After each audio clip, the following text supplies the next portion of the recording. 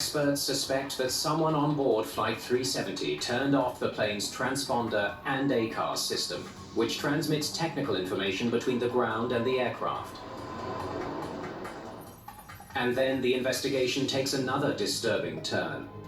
In London, Inmarsat, the company that runs the ACARS satellite network, makes a startling discovery.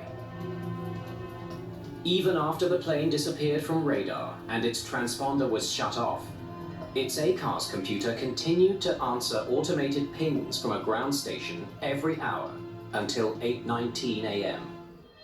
It's done through an invisible handshake or ping between the network and the unit itself.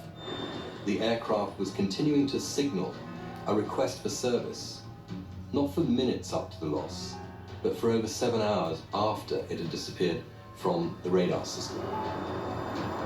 It's a shocking discovery.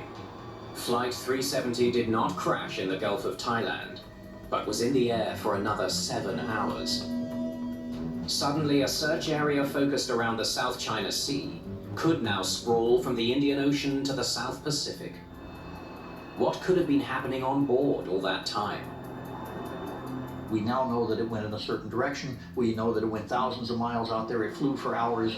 Whether anybody was alive or not, we don't know. Further investigation shows that after the last radio call and first turn off course, the plane made another 2 turns in the next 90 minutes, taking the plane west and then south. Those turns strongly suggest someone in the cockpit deliberately flew the plane off course. So the appearance is that this is a carefully thought out effort to evade detection. In my mind, somebody did this, and it was a pilot.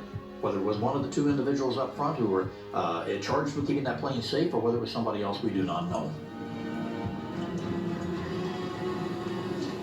Flap set.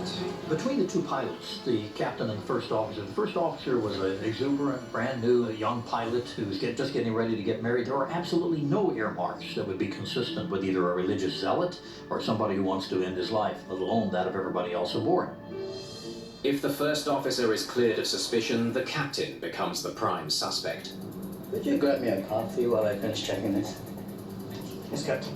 The captain of the flight has an authority. He is the pilot in command of the flight. He can direct the first officer to go back to the cabin for various reasons, whereas the first officer cannot. You're right. Thanks. Can I get a coffee for the captain? Alone in the cockpit, it would have been simple to switch off the transponder and change course towards an area with little radar coverage.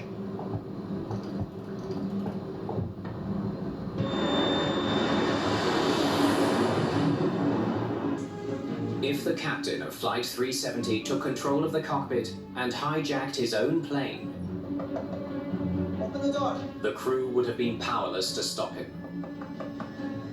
As far as communication on an emergency basis from the cabin crew to the ground, you're almost always going to be unsuccessful with a cell phone. Hey, Captain, open up in there. And there really is no method of just picking up the phone, bypassing the cockpit, and calling the ground. You're pretty much along for the ride. And the captain has a potentially deadly weapon at his command. Captain, open the door. He can control the flow of air into the cabin.